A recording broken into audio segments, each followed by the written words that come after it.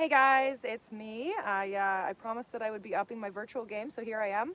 I'm out on this beautiful Thursday morning. The sun is shining after a brisk -5 morning. It's finally warmed up, and I think that Brooks is just as happy as I am to have some sunshine to work in today. So this is a young Canadian gelding. He's actually a friend of mine's horse. I'm really excited to be working with him and getting them to a place where they're moving confidently together in their new journey.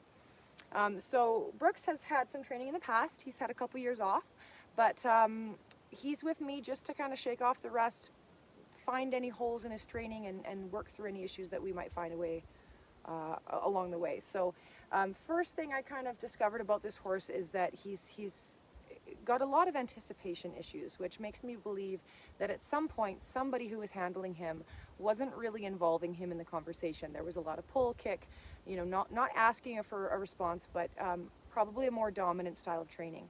So what that shows up for with Brooks is he ends up anticipating and trying to get ahead of my ask. So he's avoiding the pressure, he's avoiding the ask, he's not really comfortable or accepting of the connection or of the aids. So he tries to get ahead and give me an answer before I even have a chance to ask. So you can see why that would be a problem. I mean, if your horse is guessing what you want, you're only going to get the right answer maybe 50% of the time. So we're working on just having him, accept the feel, accept the contact, and give him the opportunity to realize that we are going to give him a chance to be involved in the equation. We have a busy road here, so forgive the road noise. So one of the things that we're doing is asking him with a very subtle suggestion about, hey, here's the question, and he gets to show up and decide if he wants to be a part of that question, he wants to answer that question, or he just says, no thanks.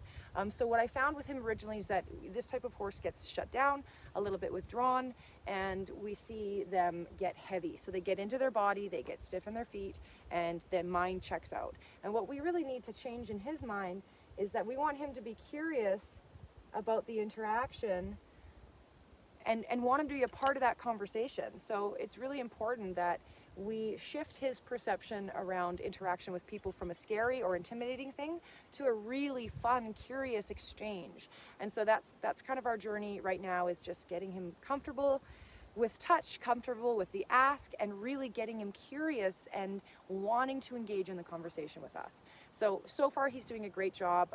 We're keeping it at a walk at this point, really making sure that he's waiting for the ask and coming to the table with an answer or a try. And so hopefully today I'll get some clips of that for you, and you'll be able to see how we're making that translate for him. I'll be able to talk you through those moments where we lose the mind and you see a reaction versus a response. So stay tuned. Hopefully I'll have some clips and we can make this a little bit more informative for you. Thanks, guys.